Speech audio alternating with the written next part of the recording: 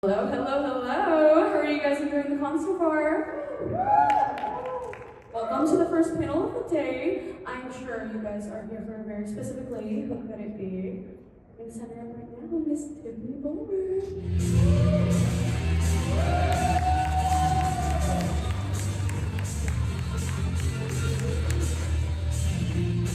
Hi, everybody.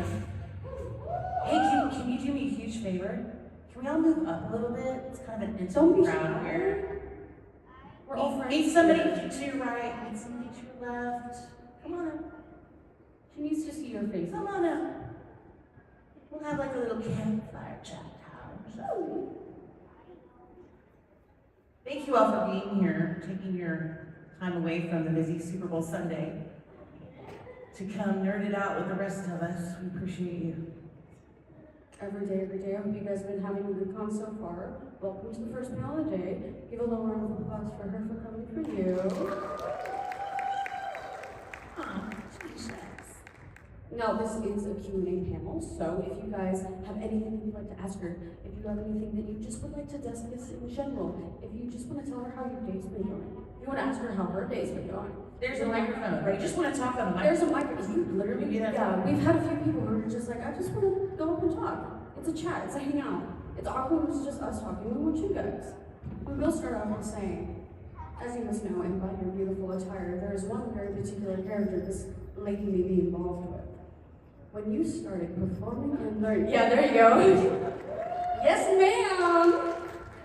I'm that girl that's wearing, the band. You're not supposed to wear your own band T-shirt. I'm breaking all the rules today. Oh, girl, full pride, full pride. It doesn't count when it's Bulma because she's a baby girl angel. We love her.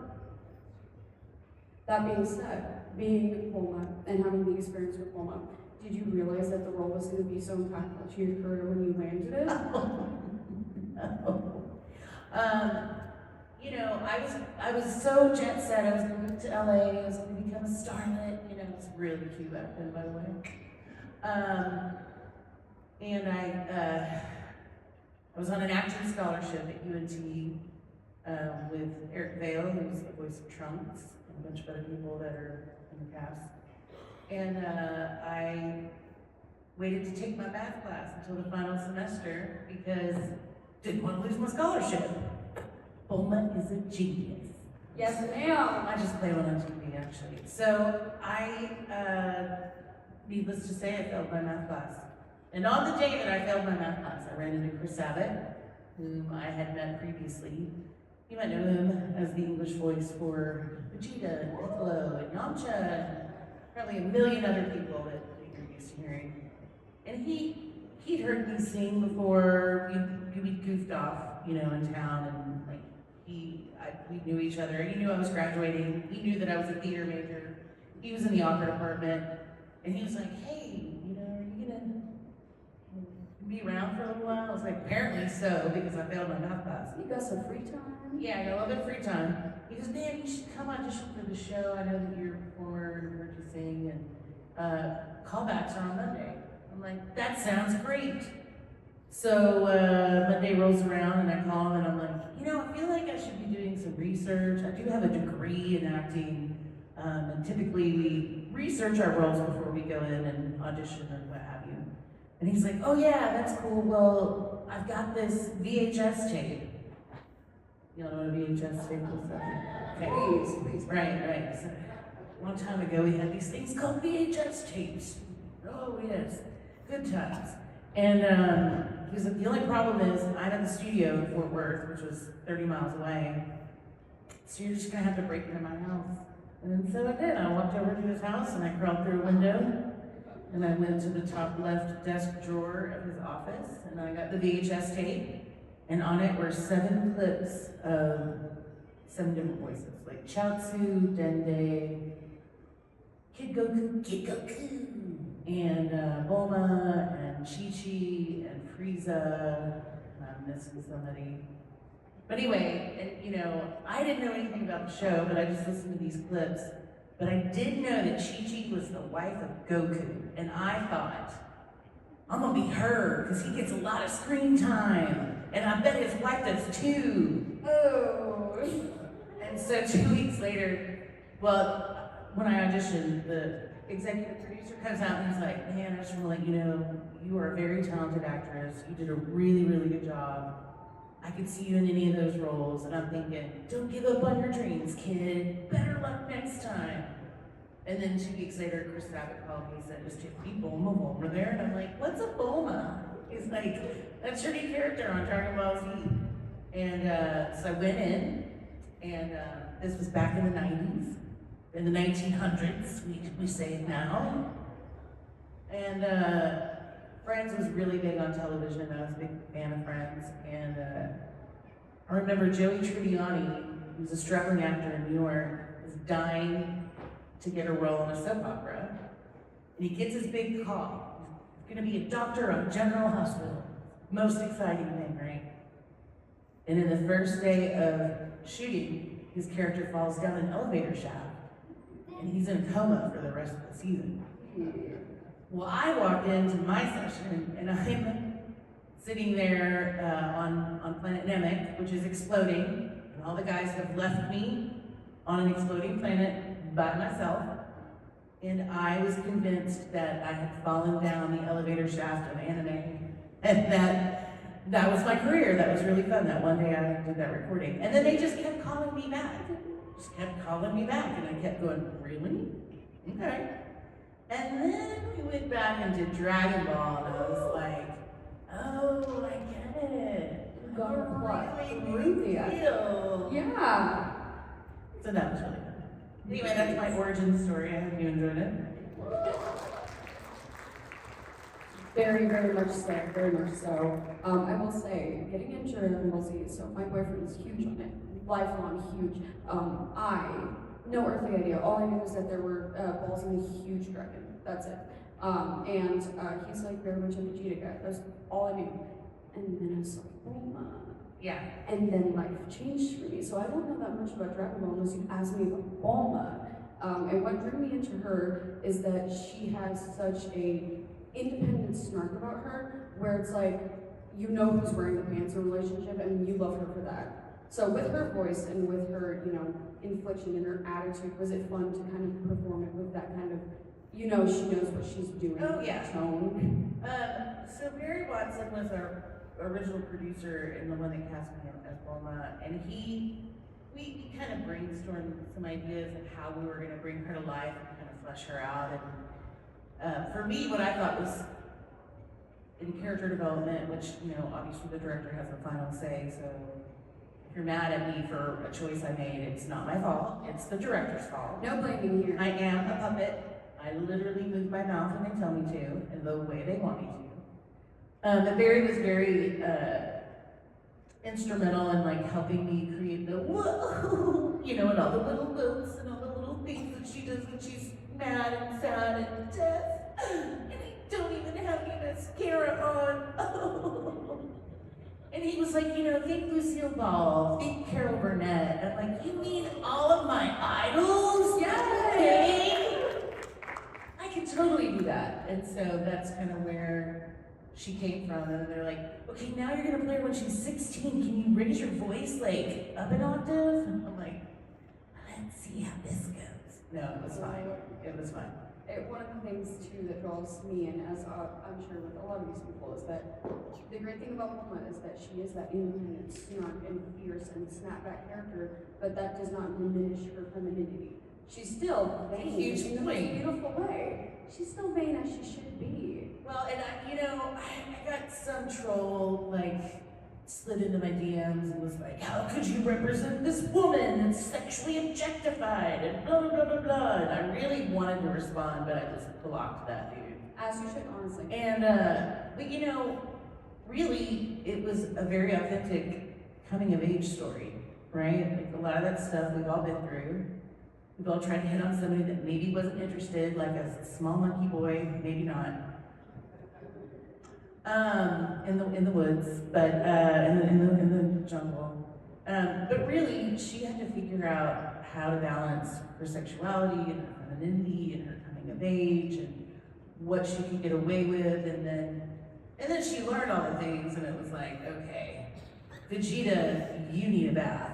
go get naked, I'm putting a pink shirt on you, and you're gonna make me the princess of all things. And you know what? He did. Yes. And he did not even hesitate. And we love that for her. Yeah, so it's a decent play on feminine, masculine, and who's in charge, and but she still had to learn those lessons. She still had to figure out, why does this old man get a nosebleed every time I walk by? It's very strange. So yeah. And on that note, for a show, for an anime that is one of the more in the past ones for people like getting. You mean original? Okay, original. Let's get straight. The gateway drug to anime. Thank you very much. Yes. Okay. We're going back to the VHS. We're dating ourselves right now. So continue on that note. There's a lot of dynamics and stuff that is in anime. It's like very typical nature with stuff like that. And with Vegeta and with Bulma, it is interesting to see that flipped entirely. And on the outside, maybe to people who don't know the character that well, they don't realize it. But when you're watching the show and you're going through it, you see that kind of where you would expect him to be in the masculine position, him to be the one in charge. No, she's telling you that she's literally running the household. Hey, let's raise your power level. Yes, she is training him, she is teaching him, she is keeping him grounded quite literally. I think her character is what cements him further in the human society per se, more than who he is or who he was, the Princess Saiyan. So it's very interesting that you get to portray characters that, although it comes from a time of tropes, and like we were saying, what a woman is expected to be, it had to be entertaining to kind of get that breakout where you get to she gets the Dragon Balls together because she's too afraid to find a boyfriend. She's shy, supposedly. But then she marries like the harshest dude out there. Like completely flips the script on that, She learned what she wanted. And people like often ask, they're like, well, but Yamcha was so much cuter. And he was. But they're like, well, why did you go? Well, first of all, he dies a lot and comes back. That doesn't work long term. No, it doesn't work long term. And then second, it's like, Desert Bandit, Prince of all Saiyans. Is a Desert Bandit, Prince of all Saiyans. So she's a genius, and she just went with a smart choice. She knows what she wants, and she gets it. Yeah, it's true. So I will softly go you guys again. Panel. You're here listening to us talk.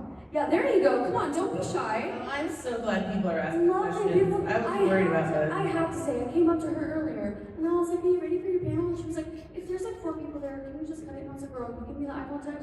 And I'm over here, like, people are like walking by in Bulma. People are commenting, and they're like, can't wait to ask questions. I have questions ready. Miss Girl. Come on, guys, don't be shy. Yes, get it. You are so good. First of all, we talk about how we got Vegeta to basically, stop being an evil person that takes down the world just because of Bulma. I mean, and look, You have to. I am extremely aware that I am most men's first anime crush. Not just men. Don't limit it to men. Oh, Get real. True. Okay, all right. But that goes for Vegeta as well. My Stan used to be like, go to a planet and just annihilate the fun, and now he's in Dragon Ball Super being like, Bulma. He's on family vacation. Come true love. Yeah. He learned about family vacation. He's a changed man. Also, what was it like working with Cynthia Franks? Okay, so Cynthia is a very good friend of mine. She is like a sister. And interestingly enough, when we go to the booth, we do cold reads, and we are in there by ourselves. So we were ships passing in the night. And when Funimation first got started, there were like 12 of us doing all the voices. We would go in and have a group like, you're going to be a little boy today running through a town. Okay. Nailed it. Or you're the old lady in the rocking chair. Ooh, that's so cool. You said it again. But the only time that I know in history, except for maybe Sean and Chris maybe got in the booth together, there's a screaming scene between me and Cynthia, and they did put us in the booth together so that we could get the timing right. You both have the same kind of energy. Yes. He's like hard-headed. Okay. Yeah. She's fun. You're welcome. Thanks for the question. I'm doing great. Thanks for asking. Okay.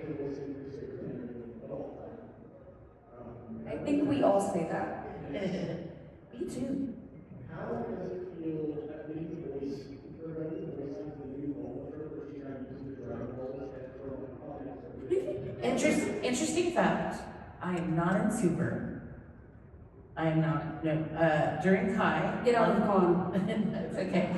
During Kai, there were a bunch of voices that were, a couple of voices that were replaced. They brought Monica Vialin, and she voiced during Kai, and then I was living in New Orleans. And they called and said, hey, we're thinking about going with the original recipe. You know, would you be interested in going to that? I was like, well, yeah. And I was like, are you gonna, by chance pay for travel? And I never heard from them again. So No, girl. that's how that went down. Hold your boundaries. That's how that went down. I have not seen Super. I know it's so different with the new animation style, and her hair is another different color. It's bluer than it's ever been. We go from violet in the manga to this new shade of blue, but so I don't know about that, but I wish I did, and I will maybe eventually get around to watching it. It's slowly becoming more repeated bit. I think the last couple of movies, every movie did both offer using Shenlong as a person. I mean, that is definitely part. I can see that as in her story arc for sure. And one more question. How many takes did you have to go through for all the screening on Anime So, we learned a lot together, the 12 of us, doing all of the voices in the very beginning of the show. And we also learned a lot about scheduling. Like, maybe let's not do a 6-hour session with a lunch break. When it's mostly 8 pages of screaming. Try not to do that. I am extremely adamant about taking care of my voice as a muscle, and it's just like an athlete would go to the gym. I do vocal warm-ups, I drink lots of Gatorade, keep myself really hydrated, I drink throat coat tea, and I have a special throat spray that I learned working backstage on a Broadway show in New York for one of the singers that had to sing Moving Out, the musical. Michael Cavanaugh had to sing Billy Joel for like 8 shows a week. And it's this lubricant called Entertainer's Secret. And that really saved me for the big screaming things. That's a great question though, because we all learn together, and that's why I'm missing notes in my upper register. Yeah. Thank you very much. Yeah, thank you for your question.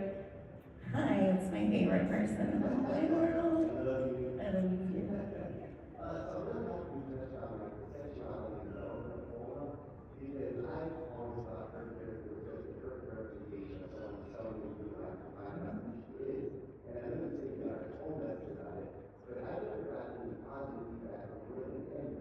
Oh yeah.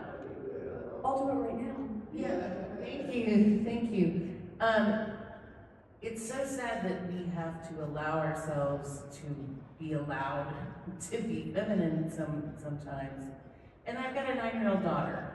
And when I see the young girls come up, that's when I get really, that's what really touches my heart. Because, you know, being strong and independent and being smart, those are all great things. And then, you know, there's this other side too that you just have to deal with and you have to reckon with, and it's a part of life. So, yeah, it's really special to be able to be a strong female role model. That's how I feel about it. So.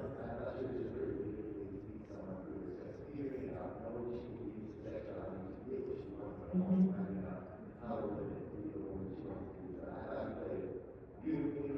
Thank you. Thank you so much. Wonderful question. Thank you. I'm pretty sure you already answered this. Do it again. I'm the vocalist of band. If you had opening set, something to your headline is about an hour. That's a lot of singing. I want to ask, what tactics do you use that make other voice actors use their voices? I assume you go and move like hours, sing line or whatever it is. Well, it is if you're not good at your job. Miss Girl hits it on the first try. I mean, I am a one-hit wonder, I'm not gonna lie. When you play your character for a decade, you just kind of like know where to go. And you know, at the very beginning, it was like, okay, let's try it this way, and then beep, beep, beep, and then you try it that way. And then back in the day, we were on digital tape. We weren't digital, we were on tape. So we'd have to wait for the engineers to roll back the tape, find the spot, and in the meanwhile, we would discuss or crack jokes and totally goof off and waste time. But then, you know, we'd do it again. But as you go through, and then sometimes once your brain works the way that our brains work when we're doing these cold reads and doing anime, you can get, if you have the timing in your brain, you can do 3 takes in a row to like a series, right? So it would be like, I will not go after him. I will not go after him. I will not go after him. You know what I mean? Like, so as long as your timing is there and matching the mouth flaps, you just do it over and over again. But like I said, I warm my voice up. I don't ever go in there cold. I get all my coughing and I do my vocal fries. You know, get everything out, up and out of my lungs before I get in there. Relaxation. I taught voice for 4 years as well. I taught to an intermediate, a beginning and an intermediate voice class. So starting with, you know, English pronunciation, standard English pronunciation, T's and D's and B's and P's and all the things, and then moving into dialect and character voices. So, I mean, I worked at it. And I just suggest making sure that your vocal cords are really warm so you don't stress yourself out. And good luck out there, because, yeah.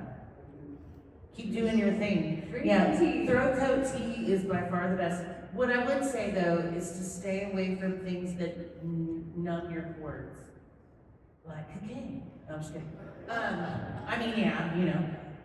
But any throat sprays, like Chloraseptic or Slippery Elm. I think Slippery Elm might be okay, but there's one that they sell, Singer Saving Grace maybe. There's one that they sell at the Whole Foods store that like sounds like it's a good idea, but if it's numbing your cords, then you can't tell the damage that you're doing. And if you're getting super stressed out, then you're creating. It's like when you tear a muscle or you get a cut and it starts to heal, you start getting scar tissue and like little things that add up. So just be careful out there. Thank you so much. You're welcome. Thank you for the question.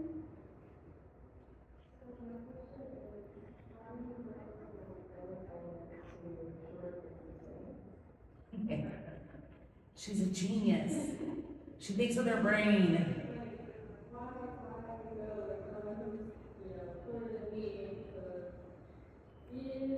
It's the bigger picture.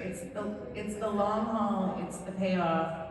I'm not a Disney princess, but I am a princess of all Saiyans. I guess now I'm the queen, right?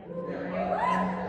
Queen of all Saiyans. So, you know, it was a tactical move as opposed to a heartfelt, you know, going that way.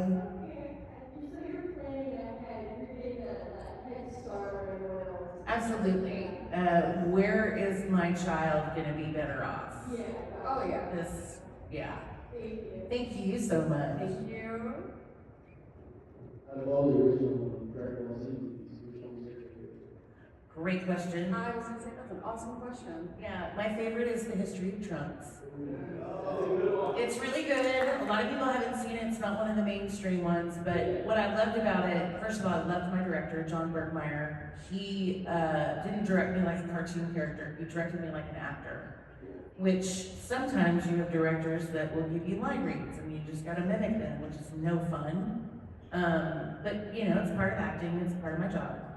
And so he and I really had discussions about making her a little more fleshed out, a little more well-rounded. You get to see it in the role of a mother, a softer side of her, you know, where you can tell, and I can tell you by having a kid 9 years ago, that when you become a mom, it changes something in you. There's something that just, you have more empathy and more consideration than you did before. And a lot more anxiety, and a lot more, I gotta keep this person alive. A lot more random sticky spots in the house. Yes, for sure. Well, you were great, Dragon Ball. Thank you so much, I appreciate Thank that. you for the question. Hi.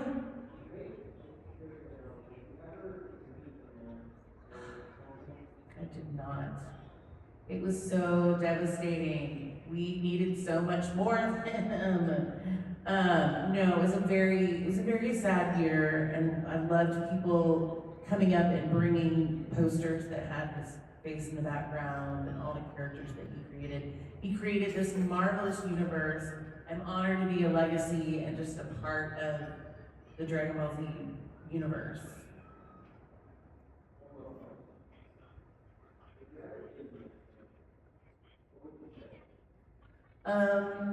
Why were you so lazy? Why did you? Not really, I'm kidding. It is a known fact that Akira Toriyama forgot a lot of things. He forgot about the character launch altogether. She was such a great character, and then he just totally forgot he created her. He got really tired of drawing Saiyan tails, so he just stopped drawing them, and all of a sudden Saiyans didn't have tails anymore. Totally forgot what color Bulma's hair was, and then brought it back when Trunks came around. I don't know, it would be an interesting chat with him, just to ask about some of the decisions that he made and what his inspirations were.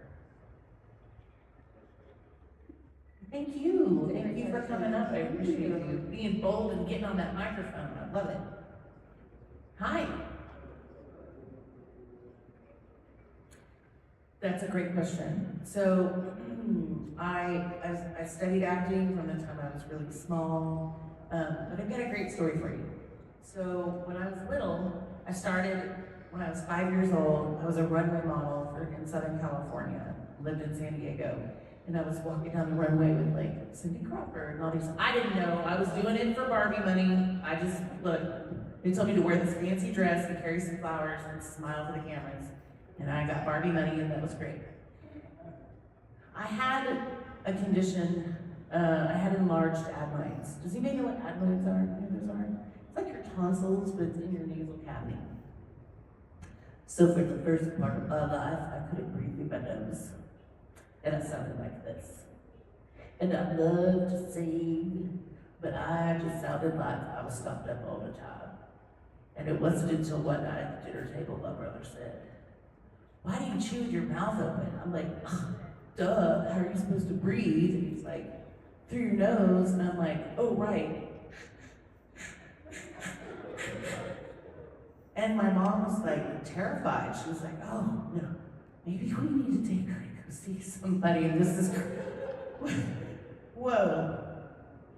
I got my adenoids removed, and all of a sudden, I had the voice of an angel. I was singing honor choirs, made all state that year, got the lead in the 5th grade play, carried that through middle school and high school, and just my mom kept wanting me to be a cheerleader, and I would do that too, and then my dad would take me to a theater audition, and I'd get that, and I just, in high school, I went more the theater route and concentrated on dance and voice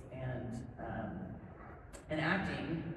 And then my mom said, "You're not gonna major in movie starism when you go to college. If you wanna be the next Jane Pauley, we will pay for you to go do journalism, but we will not pay for you to be a movie star." And so I got an acting scholarship, and I did it anyway. Yes, ma'am. Thank you for your question. Hi, I like your sparkle. So, what happened after Yes. casted in one of my, smaller projects as the lead in Anime Corpus, I started having imposter syndrome. So I'm wondering, when you got casted as well, did you have imposter syndrome? And if so, how did you deal with it? Oh my god, I still have it. Are you kidding me? I was like, nobody's gonna be at my panel. Nobody wants, Exactly. Yeah, I mean,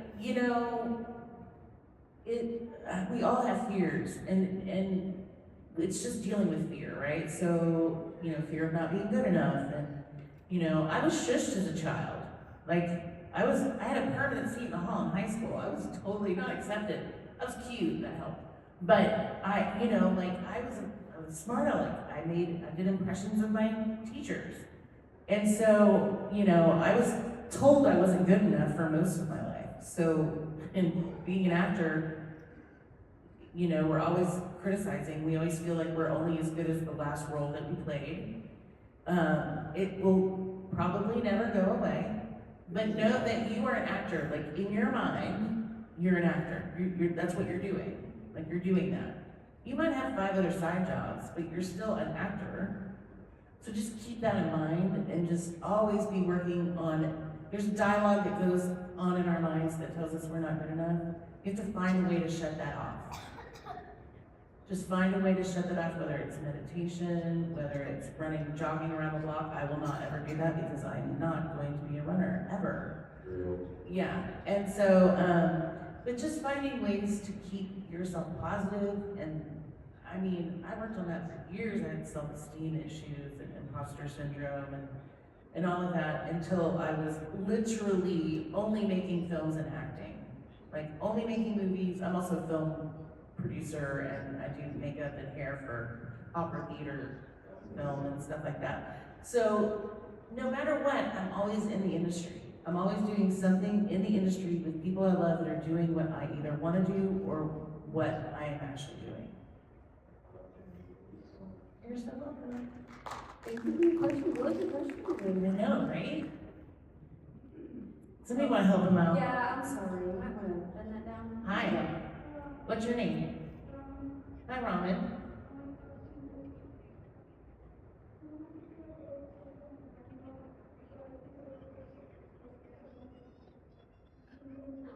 Okay. I mean, launch was super fun because she, got to be this sultry, like, and then she was like this little bit. But I'd like to be Lord Frieza, or like somebody. I like the bad guys now that my voice is much lower register now. Or like, Kid Goku! Oh, I'm gonna go beat some people up. It's gonna be awesome. Yeah.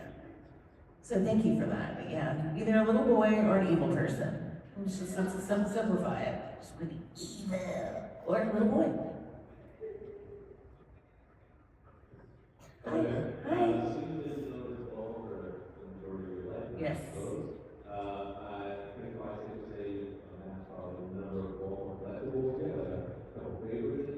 Oh my gosh, I have so many Bulma collections. Good question. Yeah, it is. So I remember when it first started, and I'm gonna share a secret with you. I'm an actor. I got a job on an anime cartoon. I'm not an anime fan that became an actor. Okay, does that make sense? You with me? Yeah. So I started getting all these little things, and I was like, oh, those are so cute. And then I would just put them aside, and I had boxes full of stuff. And then I was like, you know what? This is ridiculous. So I do have a room where I put up everything that has been handmade for me by a fan. I have up and I display it. And when I'm feeling sorry for myself and I'm having a really bad day and the electric bill was really high this month, I go look at that wall and I'm like, you better shut up, girl. Like, come on now. Look at all that love up there. So I use it as a means of staying in gratitude and staying humble. One of the coolest things that was ever made for me, I got two things, and they're super freaking cool. So every year for Christmas, I do an appreciation tree to all the Comic-Cons and all of the blessings that I've had, and I do a lanyard tree. So I put all the lanyards from all the shows that I've been to. Reminds me of the wonderful people that I've met at each show, takes me back. Makes me feel the gratitude of being able to be there. And I went to a card shop. I think it was in San Angelo. It was a small Texas town somewhere, maybe Abilene. Anyway, this woman had hand crocheted a Shenron and all 7 Dragon Balls, and gave one to me, Cynthia Kranz, the voice of Chi-Chi, Linda, the voice of Frieza, and Stephanie Nadolny. And I use that as the angel on the top of my lanyard tree. Yeah. So this other story is pretty funny. It's really quick. I was in New York, I don't remember where it was, upstate somewhere. And I walked past this table, and this guy has all of these action figures made out of pipe cleaners. And there's this one with Trunks. He's got the sword drawn, it's super cool. And I'm like, I just walked by in my cute pants. If you saw me yesterday, I got my cute pants on. And I'm like, oh, what? The mom's chopped liver over here? Like, what, no Bulma? And he looks at me and he goes, I'm just not really a Bulma fan. And the guy sitting next to him, the guy sitting next to him was like, don't you know who she is? Oh. And I was like, it's cool. I mean, not everybody is. And I walked away, and I mean, he was mortified. So the next day he comes up to my booth, and I now have an action figure made out of pipe cleaners of Bulma. Oh, he was trying to work on that. Stayed up all night long and He was shaking as he was making it. Yeah, I know, like, oh, that's sweet. I'm so sorry that you make a character you don't really care for. He should have learned to care. That was a great question then. That is great. Thank you so much. Sure.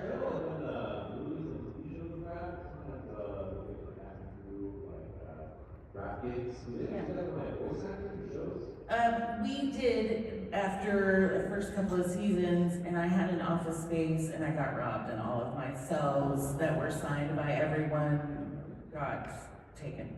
Yeah, it was very upsetting. So, when we're at a show together, a lot of times if there's a poster with all of us on it, like, we'll go around and get signatures sometimes. Thank you. Thank you so much. Thank you for your question. Hey girl, hey. Hello, vanilla cupcake. Oh, there you go. Okay. Okay. Yes. Do you have a favorite role or show? Absolutely. So many. I got to play Dolly Levi in The Matchmaker. Hello, Dolly. Don't think we have too many theater fans because on silence. That's okay. I got to play a woman named Carol Melkett in a show called Black Comedy, which was really great because it starts off in the dark, and the actors on stage, me and my co-star, acting like we're in the light, and then a fuse blows, and the rest of the play takes place in the dark. So it's all this physical comedy of like us barely missing killing each other, but we're actually just continuing with the story of the play. We decided to switch furniture with a neighbor who had better furniture than us for my parents to come and visit. Yeah, it was really funny. So yes, I definitely have roles that I really love. It's a fun show. Yeah, black comedy, yep, by Peter Schaefer. Thank you for your question. It's a good one. Hello, I'm sorry to say this is hard to talk on my teeth, but Step back a little. Just a little bit. Thank you. what was the last thing you produced or the project that you last time? Okay, that's a big question. So I finally tossed the baton. I've been the president of Women in Film Dallas for 4 years, which is a nonprofit that empowers, promotes, and mentors women in the film industry. We have a film festival every year, so I put that on. We do a public service announcement for another local organization or charity that needs some help with their advertising so that we can offer services, usually for women. So this last one we did was for Alzheimer's Angels, caretakers of Alzheimer's people. They had a documentary that was in our film festival that was really powerful, and we wanted to give back to them. So I did that. Coming out of the pandemic was really terrifying. And then like 2022, 2023, I produced 3 films. One I was the executive producer on called Wild at Heart, and it's the story of a dog during COVID that gets broken up by her boyfriend and also gets fired from her job. It's with a real dog, it's live action. And she drives from her house back home, and it's just, she stops at White Sands and runs free while free. The dog? The dog does, yeah. Oh, that's awesome. I started as the voice of the dog, and then Cynthia Krantz played my mother on the phone, and then we got, you're gonna kill me because I can't remember her name right now, the nerdy sister from Modern Family. We got her to do the role of the lead role of the dog, and I became the mother. So it's a short film. We're hoping to use it to bring awareness to dogs and raise money for animal shelters and things like that. And then I was also the the coordinating producer for a feature film called Crossfire, starring Louis Vandemore. I also played the news anchor because I'm the one that produced all of the background voiceover and stuff that was on the TV screen. So that was really fun. And what did I do that year? Oh, The Strangers, starring James Tupper. James Tupper, he was married to Anne Heche for a while, and she actually passed away the year after, which was really kind of sad. But that was really fun, and I did that with a company called Own Films, and they were people that I produced my first film with back in 2003, maybe. And so when they come from LA and they come to Texas, they have us, me and my business partner, produce for them. And then just recently, I freed myself from a terrible situation. Last year, I was hired as the production coordinator for the Dr. Phil primetime television show. Ooh. Yeah, so I launched a television show and I launched a network, actually, Merit Street Media. And then in August, after all my hard work, all the salaried full-time employees were let go. So, yeah. And then he spoke at the Republican National Convention and I dodged a bullet anyways. Yeah, no It's loss. fine, I was fine with that, yeah. Thank you for your question. Yeah. Additionally, Thank you for letting me look back and think of all the work I've been doing. I have not been sitting still. very, very nice to hear how involved you are with charity. That's awesome. That's amazing.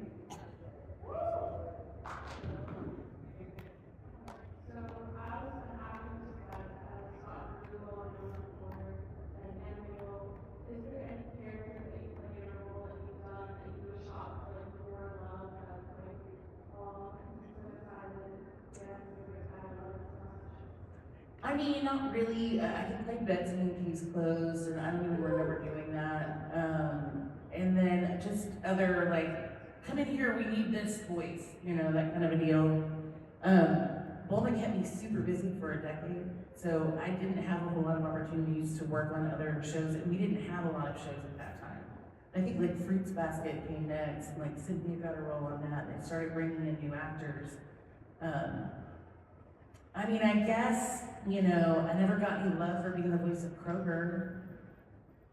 This Kroger's located right in your neighborhood with a bigger, better bakery. Nobody has idea. Yeah. Come to our deli for Yes. Come to our deli for a wider selection of boar's heads, meats, and cheeses. Not sponsored. Yeah, right? So, you know, for additional savings, look for the little yellow tag. Kroger, the right store, the right price. Right store, right price. Yeah. Kroger lady is the answer. Thank you. Kroger lady. Hi. I just wanted to say that I took the district councilman's pictures part of the series, and I still believe it's the main part of the series. It's kind of beautiful to all that what it was supposed to be, so things changed my mind. Only time I love that part of the entire series. It was probably the best movie I was probably made. I think so It was too. something that was kind of like started off from heartfelt. I mean, I think John Bergmeyer has a lot to do with that, though. He really had a grasp of the tone and what story he wanted to tell. So, I feel like it was definitely like a more mature audience, and even the soundtrack, everything about that whole movie was really animated. You know, you kind of see Dragon Ball Z as it doesn't have a cartoon approach to things that goes on in the series, like Dragon Ball. But the history of has with warriors, like the warriors and all, because it should have been its own series. So, and I just my actual question, unrelated to that, at that time, you know, as you're doing roles of Bulma, and you're seeing like these the animations of different relationships, Christian partners. oh yeah, oh yeah. That were you probably thinking as you're doing the voice acting that in about 10 years you're gonna have that capsule in real life? You know, I would, man, if we could have capsules, oh, life would be so great. I will say, we debuted at Albuquerque Comic Con. There is a life-size model of the time machine. And they filmed me and I wrote Hope on it. and signed it. I get goosebumps when I talk about it. It's really, really Everybody cool. else did too. I know, right? Yeah, so Hope won, so yeah. Yeah. I think that it is you know, you want. No spoilers, no spoilers. Yeah, and to see people build like the life-size pod that I've gotten to sit in and, you know, just, man, the fans and the things that people build and the fandom is insane. And so it's just an honor, you know? Yeah, it's very humbling. Have support because of it, nothing less. Exactly. Thank you so much. Well, I think on that note, we hit a perfect end time. Yes, we're thank you done. so much for Everybody, thank you for being here. I mean, this is my work. Thank you so much to have you. So I'm gonna be here until 4:30. I have to catch a plane, so if you want to come get some signatures or whatever, I'd love to meet all of you in person. Come up and talk. If you have questions you were too timid to ask, I will be there for that. You're paying for an experience, not just a signature. I will give you my devoted eye contact and energy and love. So, All that good stuff. if you want to follow me, I would love that. The OG Bulma on Facebook and on Instagram. The OG Bulma, original gangsta in the house. Woo! One more round of applause for our one, the OG Bulma. Send her out. Thank you for our moderators here. You did a great job. I love you, you're my best friend. Oh, yes, I know. We're doing it. I Right. gave her a cupcake earlier. Yes, it's Just great. and you all stay so beautifully. Oh, come on. Thank you, guys. Yeah, there you